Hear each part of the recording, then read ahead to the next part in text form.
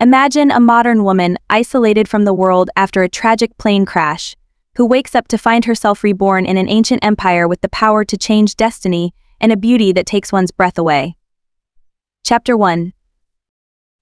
A long time ago, an alluring maiden who was considered the most beautiful woman in the Zaydenite Empire existed.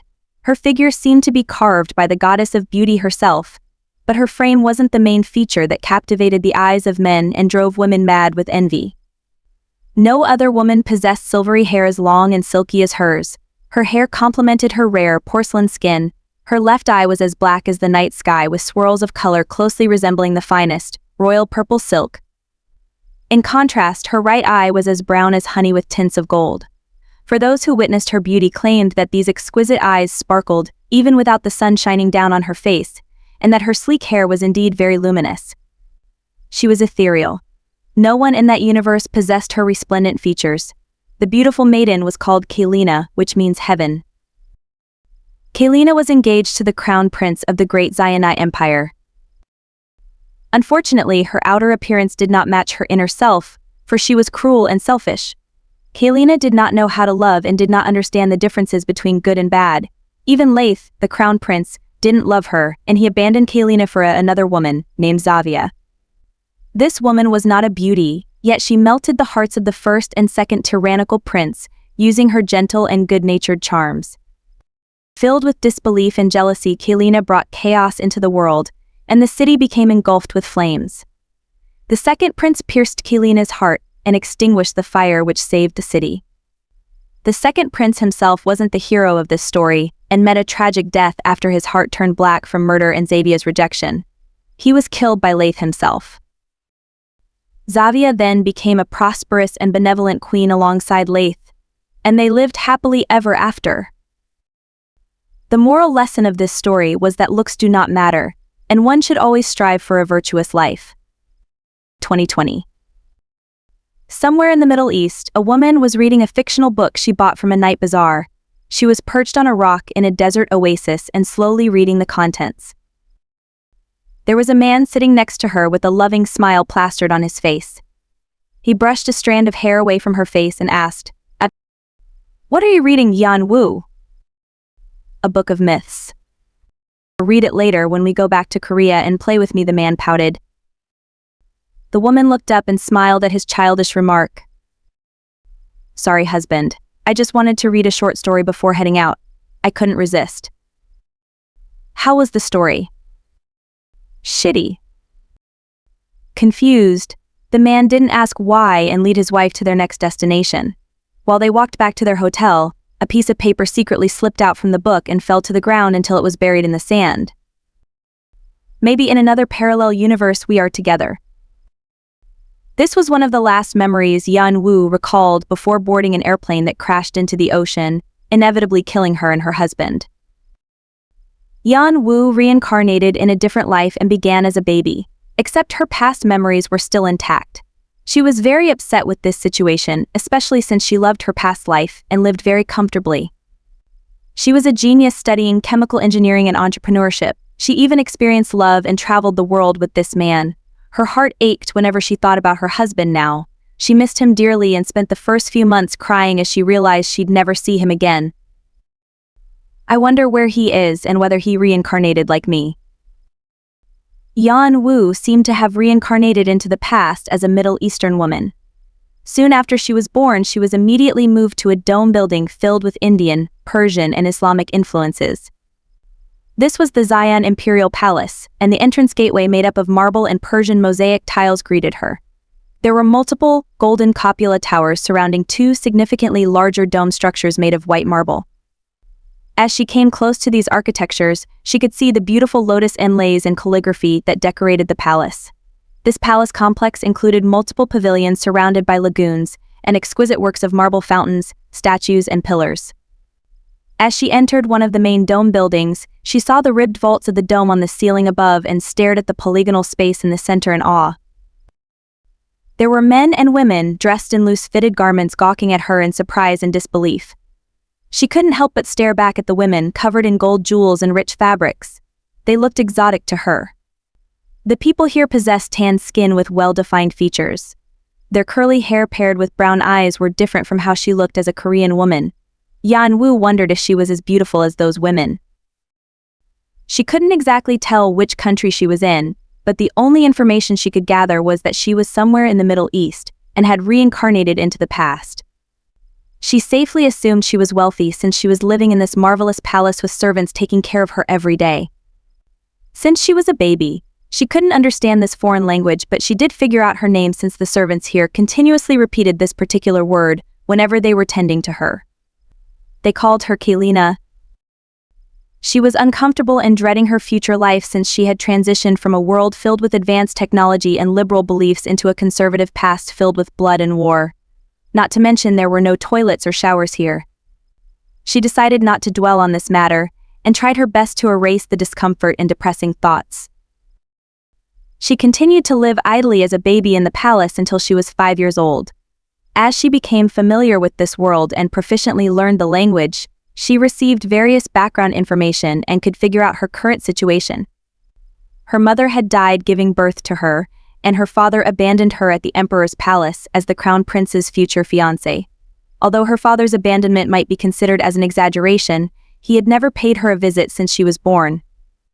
Currently, she was under a strict schedule from tutors who taught her how to speak eloquently and have proper etiquette before being introduced to the emperor and crown prince. Strangely enough, her world felt oddly familiar, and she was filled with suspicion and contemplating whether she was the ethereal Celine from the book of myths she had read in her previous life. This foreboding thought was impossible and so absurd that she immediately erased this idea. Despite denying this dreadful thought, she refused to look at her own reflection and strayed away from any reflective surfaces. She was very scared, especially since she could see her silvery strands of hair from the corner of her eyes. When Celine was formally presented to the Emperor Michaelis I and the Crown Prince, she found out that she had indeed reincarnated into the beautiful Celine. The Crown Prince introduced himself as her fiancé, but Celine couldn't handle the amount of stress overwhelming her tiny frame and she fainted in front of the royal family. I guess it wasn't a myth after all. Chapter 2. Yan-woo is now Celine but will be referred to as Celine as a nickname. There was a small pavilion hidden within the marble palace. One could only discover this pavilion by crossing an arched bridge that stretched from Celine's residence to the east wing of the palace. Not many people came to this secluded area since it was too close to the east wing of the palace where the previous concubine from Krastia had been brutally murdered. This was the Krastian garden that the emperor has gifted her. Hibiscus and sakura flowers bloomed in the warm spring air around the pavilion. This was a Japanese-style botanical garden, and the only spot in the entire palace complex that grew East Asian flowers and trees, which gave Yan-woo a sense of comfort and nostalgia. Not only did she care for these gardens, but she often reminisced memories from her past lover. Her lover had loved hibiscus flowers. Now he was gone and she would never see him again. She had also left her single mother alone in that world. She couldn't bear to imagine what her mother's reaction would have been. Although she dearly missed her husband and mother, Yan-woo could only clutch the hibiscus flowers close to her heart and cherish her memories. Her new reality was cruel. Yan-woo was placed into a different time period with the knowledge of her impending death. This world was unfamiliar, and Yan-woo's mental health gradually deteriorated. Yan-woo's once lively soul ceased to exist and her emotions turned numb and grim. Celine sat near the shaded area of the arched bridge and watched the river flow peacefully. She looked almost celestial in her white dress, with silvery hair swaying in the wind as she peered down at the river to see her own reflection. A set of purple and golden-colored eyes stared back at her. They seemed to be sparkling. I really am ethereal and possibly perfect, flawless. I'm more beautiful than Song Hye-kyo, she thought. She was in awe of her small face, perfect nose, rosy lips, and flushed cheeks. She felt a surge of pride and satisfaction as she realized that she truly would grow up to be the most beautiful woman in the empire. It was truly a wonderful feeling. She almost forgot the pain of the past and the foreboding future when she peered at her own reflection. Celine. A tiny boy with ruffled, blonde hair called Celine by a familiar nickname, she turned around and saw the crown prince, Laith. Although this little boy was merely 6 years old, the gold color from his cat-like shaped eyes shined brightly, and his blonde hair almost seemed to be translucent under the sun. He resembled a baby lion bathing underneath the sun. Leith and Celine both appeared to be otherworldly beings when they were side by side. She often wondered why Leith and her were the only ones with distinct characteristics. The tutors told her it was because they were blessed by the gods themselves, but it genetically did not make sense to her. Their unique features were unsettling, especially since humans should not have purple and golden eyes, let alone silver hair. Ever since they were introduced to one another, he was immediately sent to her palace every day as a playmate. At first Celine was wary, or at least as wary as a 5-year-old could be, but Leith was far from her expectations. He was warm and pure. They got along quite well and he even became attached to her. Now she couldn't even imagine how this bubbly child could coldly abandon her in the future. Although Leith kept her company, he was also her only friend. Her father still hadn't paid her a visit, and she truly didn't care.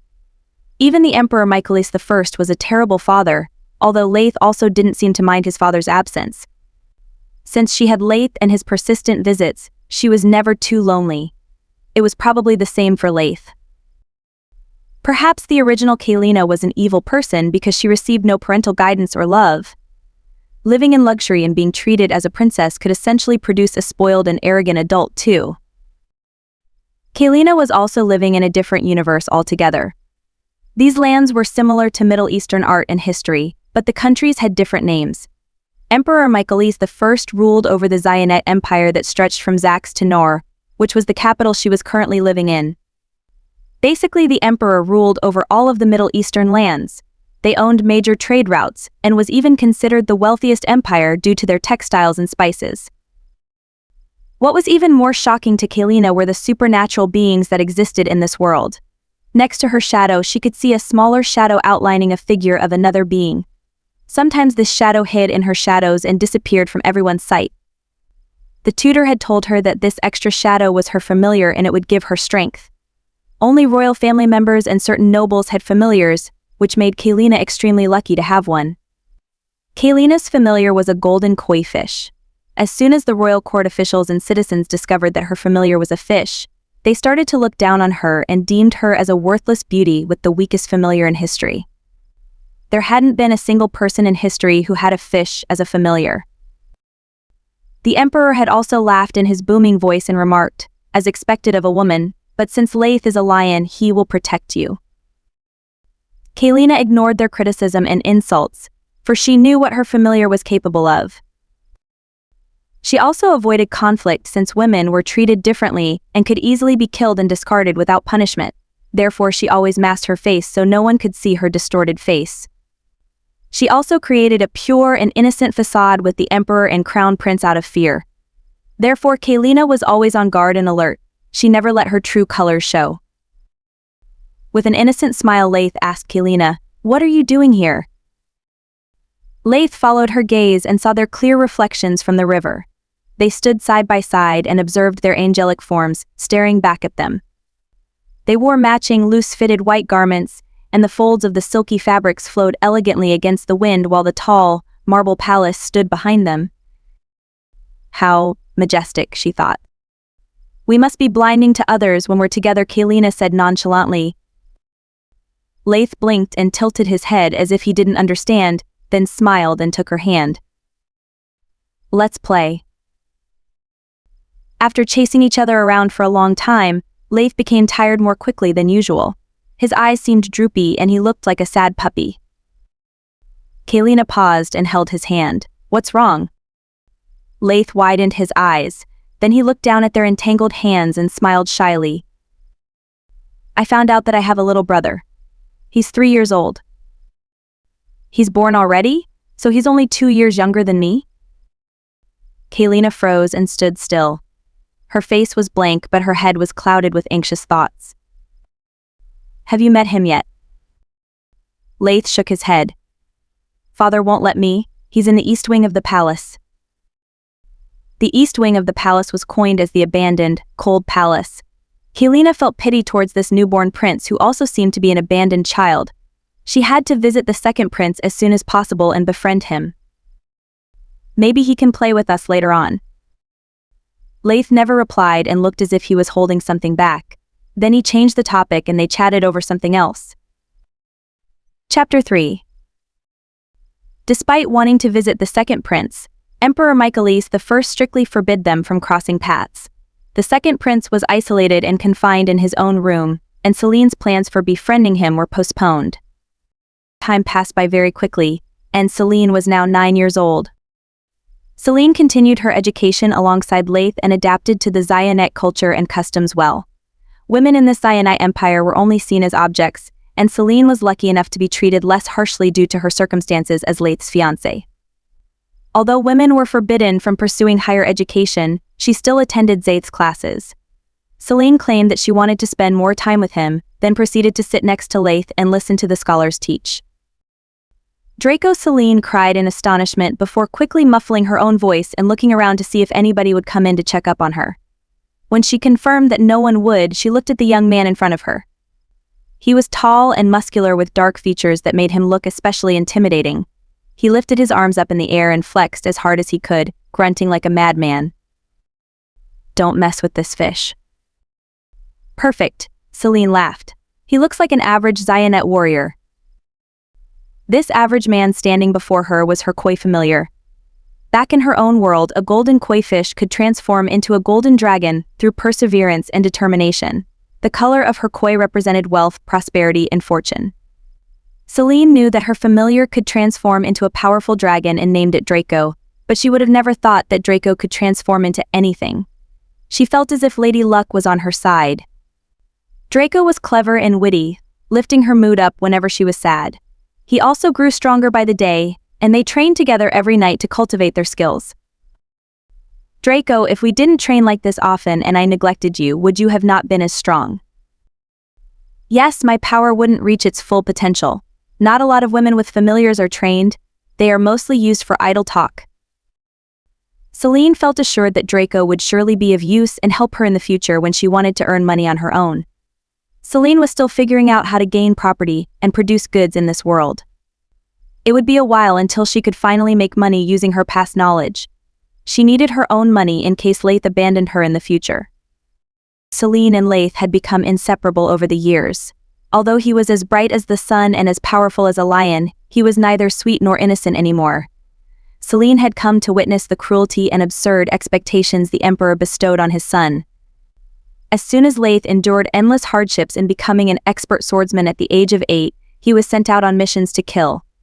The victims were men, women, and children.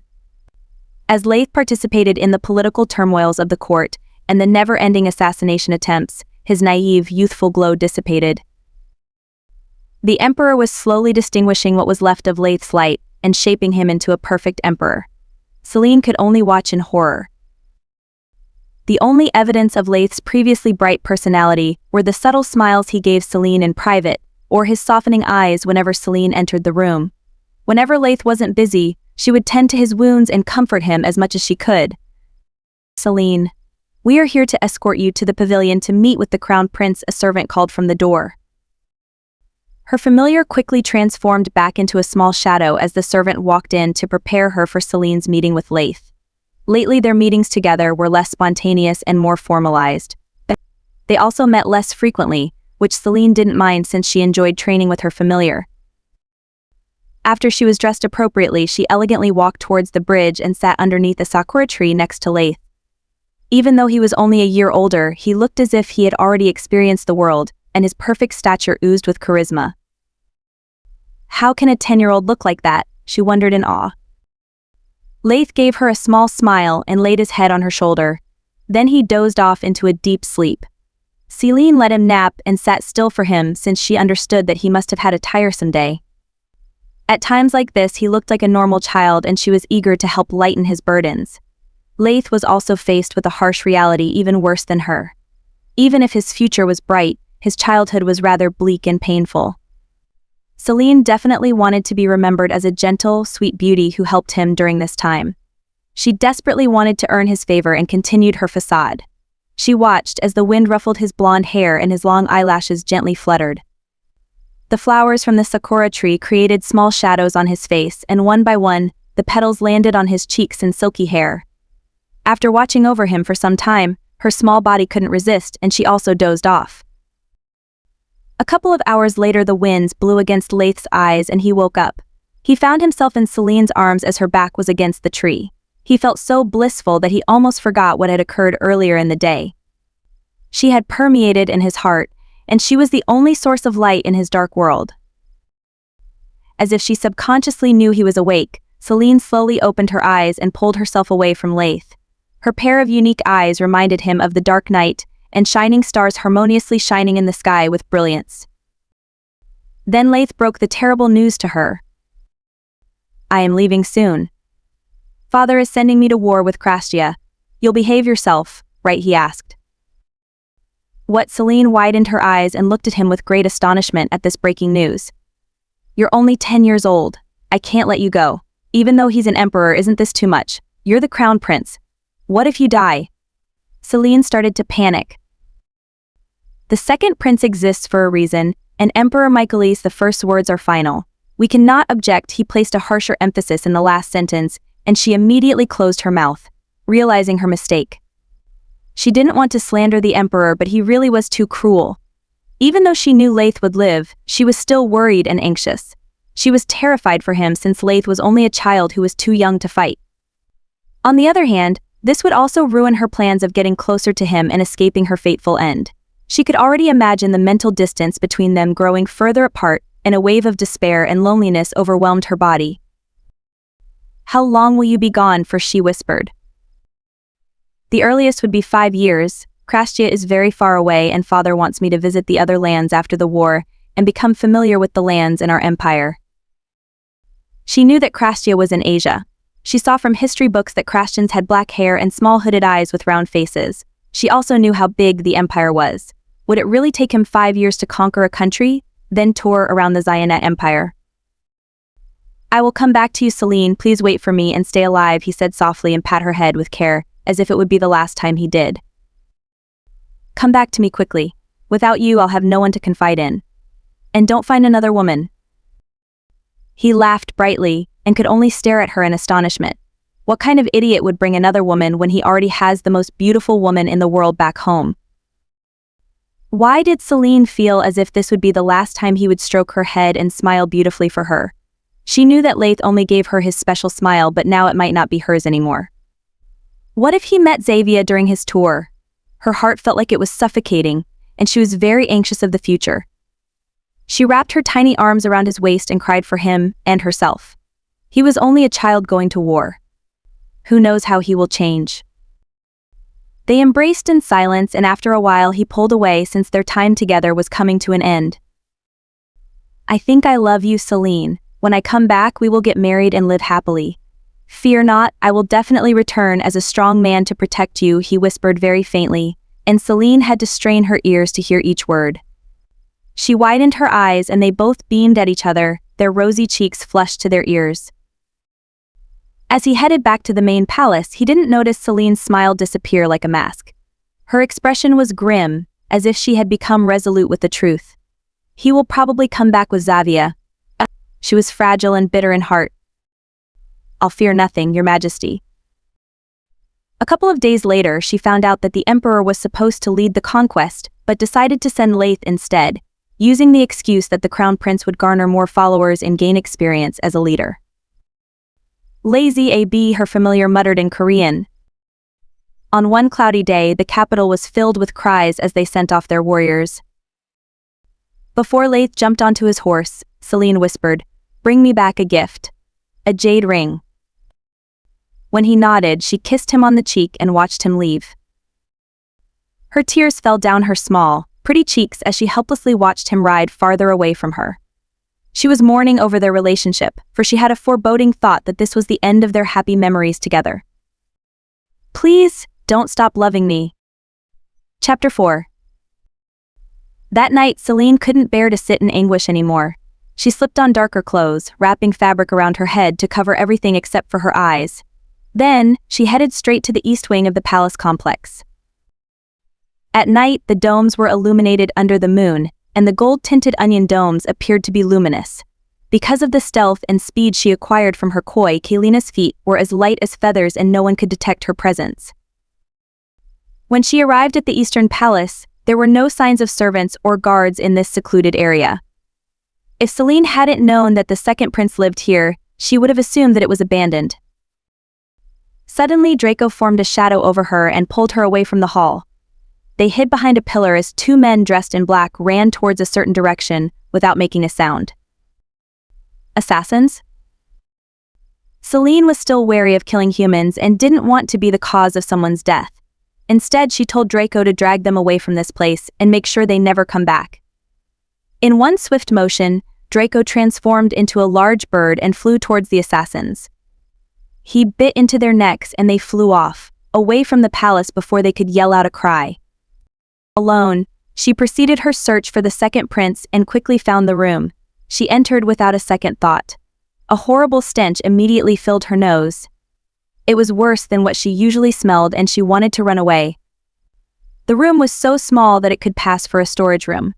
There were objects scattered everywhere, but in one corner of the room there was a pile of garments and fabrics cushioning a malnourished, shirtless boy who sat facing away from her. To her horror, his bare back was filled with scars, and she could see his ribs poking out because he was too thin. "Are you here to kill me?" the boy croaked out. How could such a scrawny boy even manage to talk? "Kill me then." As he slowly turned around, he threw a knife as hard as he could in her direction. Because he was so weak, she easily dodged the sudden attack.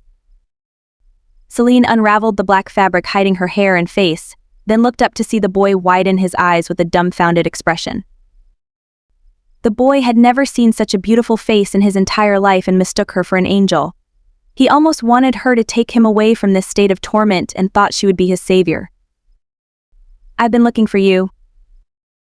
She confidently closed in on him and the boy stiffened as he realized that she was just a person.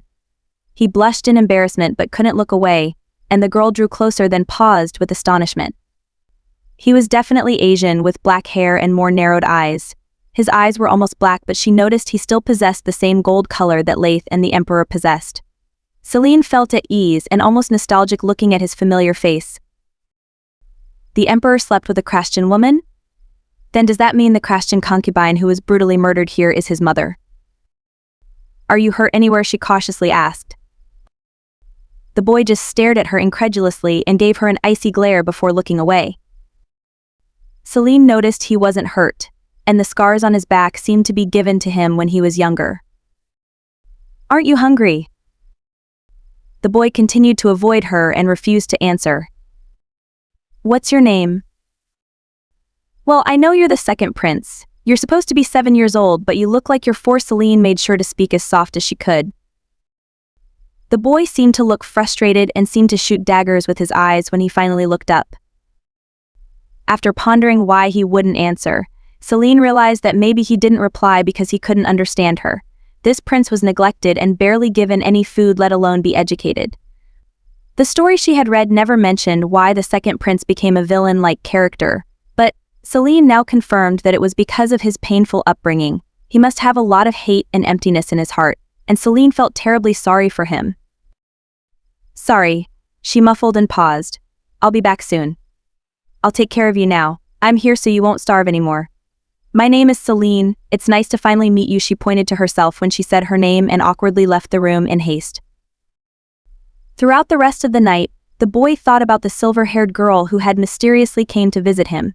He couldn't understand her words and for some reason didn't want her to know, but he noticed that she acted as if she knew him. Her stares weren't as hateful and ugly as the people who usually visit him. He couldn't stop thinking about how heavenly she smelled. He had seen her figure from afar in the Japanese-style pavilion that the emperor gifted his mother. He always believed that she was an angel tending to his mother's garden after she passed. When he finally cleared his thoughts, he noticed a delicious smell coming from the door. Servants usually brought him very small scraps of food during the daytime, but he was confused since it was the middle of the night and the food they brought didn't smell as delightful. He crawled towards the tray and found multiple different dishes displayed in front of him. Food he had never seen before made him involuntarily drool. Although he should have been wary of the food, he was too hungry to care and hurriedly ate what was on the tray. After he finished feasting, he realized that there was also a pile of neatly folded clothes next to the tray. He held it close to his face and thought it was the softest fabric he had ever touched. It smelled like the mysterious girl. The boy's stomach started to ache, and so he clutched onto the clean fabric and crawled back to his corner to sleep. He concluded that there was something bad in the food he had just eaten and thought he was dying. But it didn't seem to be a painful death, and he didn't mind. The boy slept soundly that night while thinking about the silver-haired girl. Chapter 5. During the next few days, Celine observed the east wing of the palace from afar. She mentally noted when servants would routinely drop off bits of food. After she was certain that no one was around, she walked into the room with an intimidating, muscular man trailing behind with a large plate of food. He was tall and imposing, so the boy couldn't help but stiffen in alarm. "Let's eat together," Celine smiled enthusiastically and expectantly towards the second prince, who sat perched on a pile of clothes as if it was his bed. She noticed that the clean garments she dropped off were added to the pile, and she frowned. "Those clothes are for you to wear." As the three of them sat together, the boy became more wary and hostile. He even refused the food she brought despite his grumbling stomach. "Is it because of Draco? Is he too scary?" She motioned for Draco to leave, and he quickly left the shabby place to watch from a distance as a guard. Celine tried to talk in a reassuring tone. "His name is Draco, and he only answers to me. He is not as scary and mean as he looks," she paused, "unless you hurt me." The boy didn't understand her words and still refused to eat, so Celine shrugged and ate first. She had brought her own plate of food and waited to eat with him, so she was famished. He still didn't trust her since his stomach had ached yesterday, but hunger clouded the boy's logic as he hurriedly began to stuff his mouth. Each bite filled his taste buds with joy, and he widened his eyes at how flavorful this cuisine was. Before he could stuff another piece of the savory meal, Celine reached out to stop him. The boy flinched and tried to pull away rather harshly. Still, he was too weak to fend her off, and she held on tightly. "Eat slowly." Celine pointed towards his food and beckoned him to follow her as she showed him how to chew slowly. As the boy reluctantly followed her slow movements, he realized that he could taste his meal better and appreciate the flavors more. Once he finished, he found that his stomach didn't ache and he was much more filled. "Now it's time to clean you up." As if on cue, Draco walked in and brought in a big earthenware pot filled with clean, warm water. He then left and returned with two smaller pots. One was filled with water, and the other was filled with weird objects the boy had never seen before. Celine was conflicted. She didn't know how to ask or let alone convince him to step into the pot so that she could properly clean him. Taking a bath in the past was taboo and only done once before marriage as a tradition. Therefore, Celine had always washed herself in secret. The second prince was most likely going to protest profusely and refuse to shower, but he smelled so awful that Celine almost couldn't take it anymore. She cursed in Korean, which sounded very similar to the Christian language. The boy froze, and Celine felt like she made a mistake. He seized her wrists and squeezed, surprising her. She looked down to see his scrutinizing stare, the bits of gold swirling in his dark eyes. Now that the sun was shining through the window, she saw how his eye color was the only feature she could see clearly, because he was covered with filth from head to toe. "You speak." In Christian, because the boy hadn't talked in so long, his voice squeaked and cracked with difficulty. His throat seemed to be sore and he touched his Adam's apple. Celine noticed immediately and handed him water to drink. She was shocked that he knew how to speak in Christian. Now that Celine thought about it, it made sense since his mother was Christian. They were isolated in the East Wing Palace together, so it would be practical for his mother to teach him her mother tongue. She had heard that his mother died recently, so the boy probably started to starve as soon as she passed. Although she learned the Christian language for future use, she never expected it would come in handy now. All of her hard work seemed to be paying off.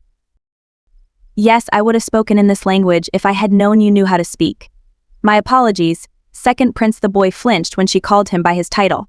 Celine didn't notice and continued, "Let me clean you first and we can talk after." She reached out to help lift him up into the pot, but the boy bit into her arm and staggered away. "It is taboo to wash," he screeched. "It isn't taboo. If you don't let me clean you, you will die from being too dirty. Don't you see how clean and nice I smell? Don't I smell like flowers? Look, this is the difference between someone who doesn't clean themselves and someone who does." Celine pointed at him and then to herself. Sure enough, the second prince considered these words thoughtfully. because it was true. This silver-haired girl was the cleanest person he had ever met in his entire life.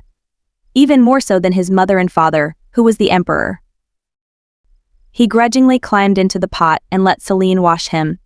She let him settle into the mini tub before soaking his entire body with water and scrubbing the dirt off his skin. "What's your name?"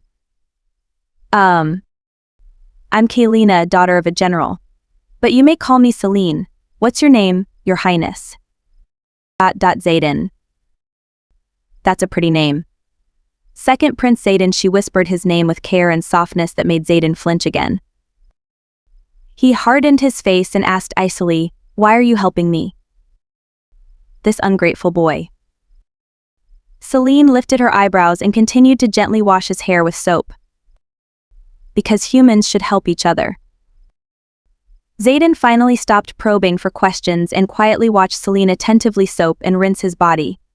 He felt like she was skinning him alive, but he did not complain and grit his teeth instead. Eventually he was used to the feeling and began to loosen his tense body and relax. Meanwhile, Celine bit her lip and shed a couple of tears. Zayden was gaunt and lanky. His skin still appeared to be sickly and he had hollow cheeks. His state was so pitiful that she felt motivated to pamper him even more. She gave him a facial massage and even cleaned his yellow teeth. Draco watched the 9-year-old girl bathing a small boy as if he was her little brother. This serene depiction was sweet and captivating. No one would be able to speculate that the girl possessed the brain of a modern woman and that the small boy was the neglected, half-Christian second prince. After a while, Celine quickly dried Zayden's body and hair with a dry cloth. Zayden, on the other hand, was comfortable and placid, feeling a tinge of remorse that the bath had ended. She smiled and mentally patted herself on the back. His long, raven-black hair gathered behind his back, and it appeared to be as sleek and silky as Celine's. She wanted to braid his hair later. "I will wash you every few days until you are able to bathe yourself. Next time I visit, Draco will come and teach you this country's language and history. We will educate you properly." As Draco returned to the room to remove the pots, she hesitated before continuing. "This is very serious. I am not supposed to be here, so that's why I'm being secretive. Make sure the people who check up on you don't see you getting cleaner or healthier." Zayden gave a slight nod and returned to the corner of his room. He secretly didn't want her to leave, but he was too embarrassed to say anything. Later on, Celine discovered that she didn't have to worry about the servants and suspicious men who routinely checked up on him. They never entered his room or thoroughly inspected Zayden. 2 months passed by quickly. Zayden's health improved significantly. His ribs weren't protruding and his cheeks became more plump. He was still skinny, but it was because of his fast metabolism. He even learned how to clean himself and couldn't even understand how he went years without bathing. Although they couldn't make his shabby place any cleaner to avoid suspicions, she still added a mattress in the corner of his room and placed a pile of clothes above it.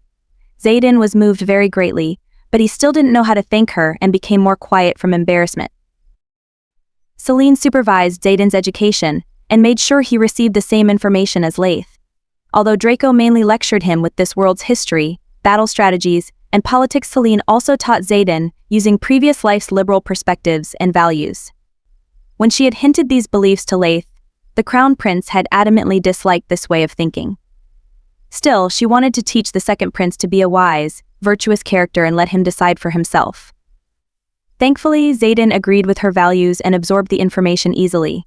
He was astute and respectful. He had even let his guard down a little as he became used to her presence.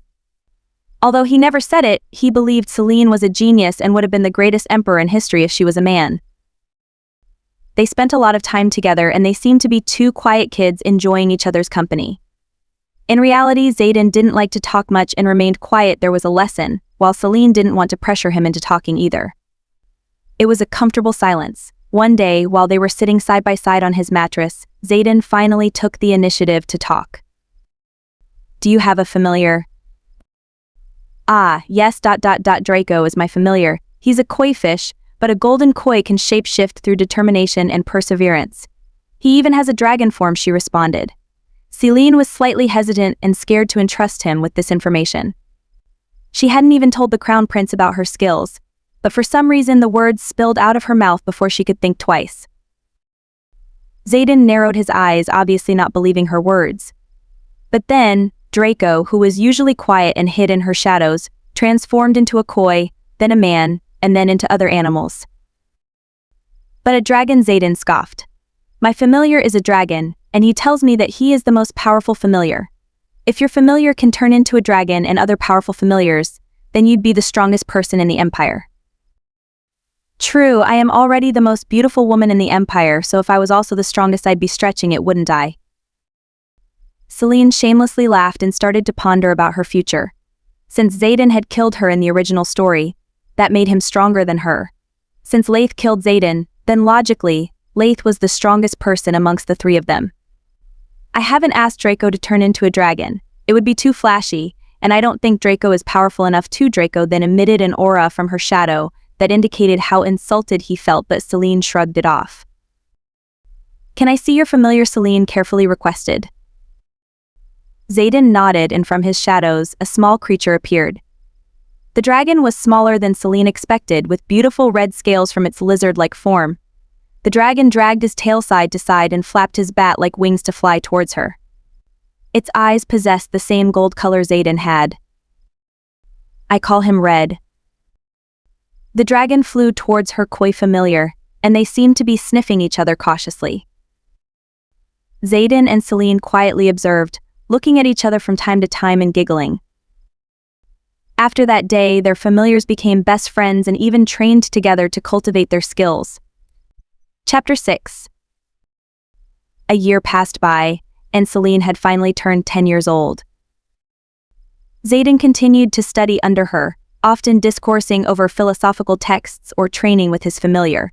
He was gaining physical strength while catching up with his studies, and Celine acknowledged him as a genius with photographic memory. Practically speaking, the two children were prodigies. But it would be dangerous if people were to find out. Meanwhile, Celine was fascinated with Draco's familiar. Dragons didn't exist in her previous world, but she had read multiple fantasy novels that helped understand Red and Draco's body composition more. As a chemical engineer, Celine was naturally curious about their chemical composition and what kind of firepower he possessed. She believed that fire was enhanced through different fuels and elements inside the dragon's body. Celine observed how Red inhaled deeply before blasting a fireball with blue hues that slowly transformed into bigger orange flames. Blue gas? Does he have methane-based fuels in his body? Does he have other gases or sources in his body to produce different types of fire? This explained why Draco wasn't able to possess firepower. He was only mimicking the body of a dragon, therefore he did not have an actual dragon's chemical makeup. Instead, because he was a koi, he could manipulate water to his own advantage. Celine and Zayden's familiars seemed to be total opposites. As Celine grew closer to Zayden, she became more confident that her fate was being rewritten. As long as she was always a step ahead of him and took repercussions, she could ensure her safety and easily escape if something were to go wrong. One evening, Emperor Michaelis I summoned Celine to privately dine with him. She was startled, since the emperor only spent time in his harem, totally neglecting his responsibilities as ruler. Did he find out what I'm up to? Before she could panic, a servant entered her room to dress her.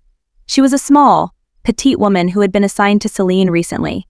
Celine had dismissed most of her servants since they would most likely interfere her time with Zayden and gossip. But today it seemed as if Emperor Michaelis I had remembered her existence or needed something from her. Young Miss smells like flowers. How can her skin be so clear and white? The servant happily dressed this beautiful child and sent her on her way, fully aware that Celine wanted to be alone and unbothered. Why is this little girl so cold and distant? The servant wondered. As a child, Celine was as composed and elegant as a noble woman. Her movements were graceful and showed a facial expression that was not meant for a 10-year-old girl. The servants in the palace admired the young lady greatly. They had come to a consensus that Celine was born to be an empress. In a beautifully ornate room filled with candles and priceless decor, the emperor and the crown prince's fiancé sat around the long table filled with delectable food. She smiled to herself as she imagined Zayden's reaction to this gourmet meal. From across the table, Emperor Michaelis I properly examined her from head to toe with a hungry gaze, immediately snapping Celine out of her happy thoughts. I hadn't seen you since the crown prince left the castle. They say you get prettier by the day, and it seems to be true. You are already more beautiful than the concubines in my harem, Michaelis. I smiled wickedly, exposing his rotten teeth. Celine stiffened as the emperor continued to compliment her appearance shamelessly. A young girl who didn't know any better would have been flustered from their emperor's praise, but Celine felt repulsed. He complimented her too much. He was starting to sound like a predator. Celine read enough history in her past life to know how some rulers would abuse their power and become tyrannical. Dining in front of such a historical figure sometimes felt like a fever dream. She always froze in fear, worried that she would offend an authoritative figure. If Celine misbehaved, the emperor could easily kill her and get away with it, or worse, throw her into the harem. No one would dare rescue her, and even Zayden would be too weak to save her. Celine felt nauseated and couldn't bring herself to eat anymore. The emperor didn't notice Celine's distorted expression. That's because she hid it well and knew how to mask her face. He continued, "How has my son's fiancé been these days?" "Thank you for your consideration, Your Majesty. This fiancé dearly misses the crown prince and prays for his safe return." He nodded in approval and ranted aimlessly about the country without a filter, thinking that Celine wouldn't understand. Celine thought this man in front of her was incompetent and unfit to rule this empire. She played with her food in disgust. A servant interrupted their dinner and approached the table hastily. "He was successfully relocated, Your Imperial Majesty." He nodded in satisfaction. "Pick him up the next day. If the bastard is still alive the next day, I will personally welcome him as second prince." "Should we prepare a room for?" "No need." The emperor gave a thoughtful expression and paused. "Give him a knife to fend for himself from the monsters. I will let the fates decide whether he lives or not." The emperor's words were final, and the servant was dismissed. Celine almost dropped her utensils and tried to probe. "Your Majesty, what is?" A woman doesn't need to know. The emperor cut her off and gave her a warning glare. He seemed to be finished with his dinner as he stood up to leave. He reminded himself to visit her in the future as he headed straight for the harem. Thankfully, the emperor didn't call for her again because he had forgotten about her. Celine bowed, and as soon as the emperor completely disappeared from the dining hall, she quickly ran towards the east wing of the palace.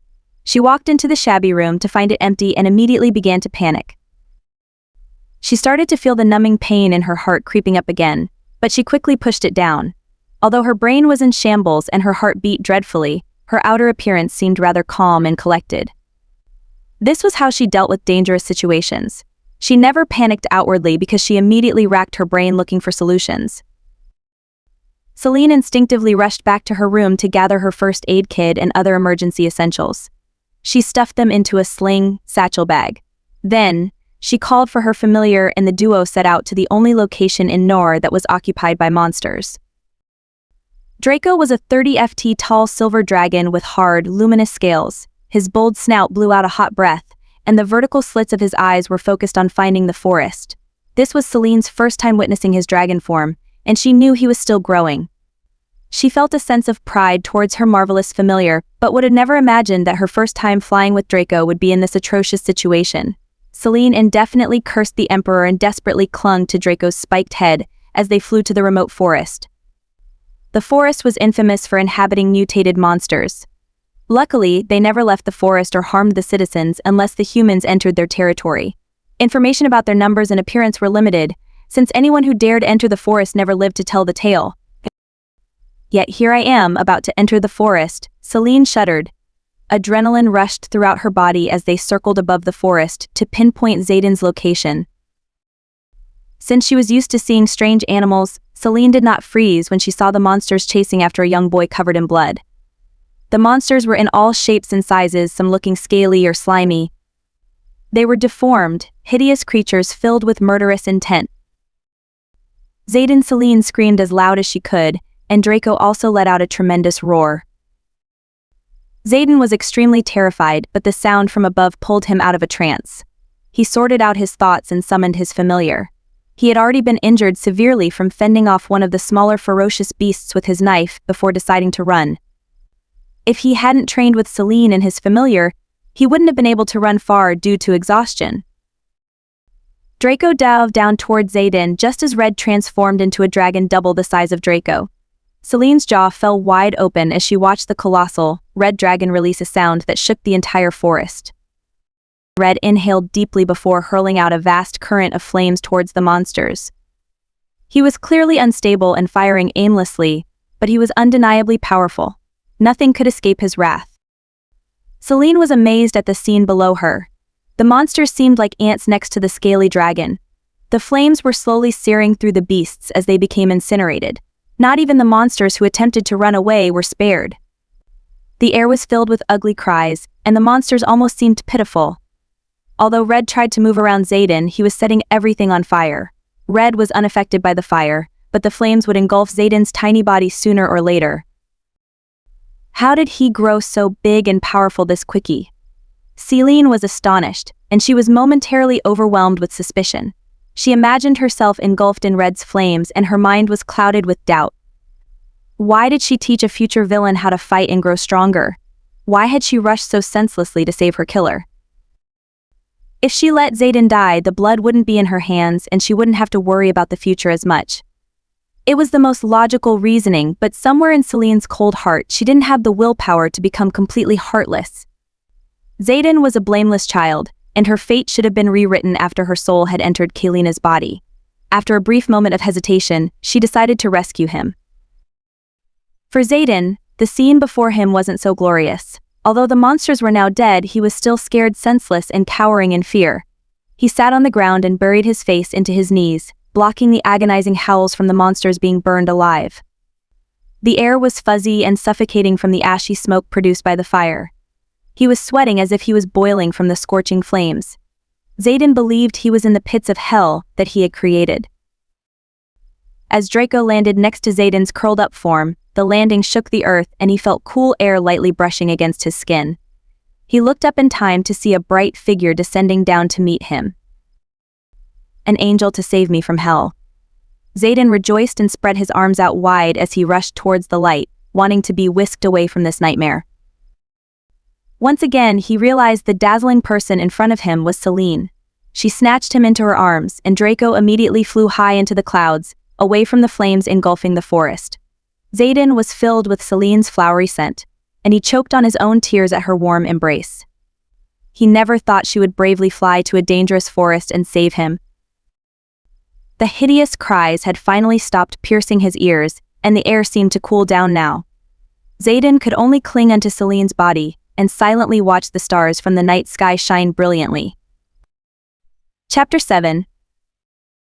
Draco circled around until they found a cave. He carefully landed and lowered his head to the ground. Celine jumped down with Zayden. He was still shaking uncontrollably, tears streaming down his face as he clung on to Celine's warm embrace. Go back and return with Red. If you can, please put out the flames. Celine silently thanked her familiar. Due to Draco's water power, only he could save that forest from completely burning down.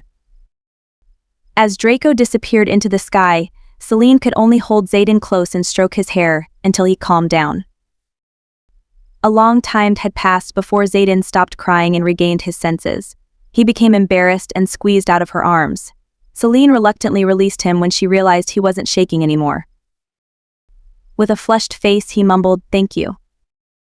Celine nodded and slowly examined the extent of his injuries. There were multiple cuts and stabs on his arms since he had shielded himself. The wounds weren't fatally severe, but Zayden had lost a lot of blood. They waited in silence until their familiars arrived. Red transformed into a smaller baby dragon and immediately ran to Zayden, whining with worry and guilt.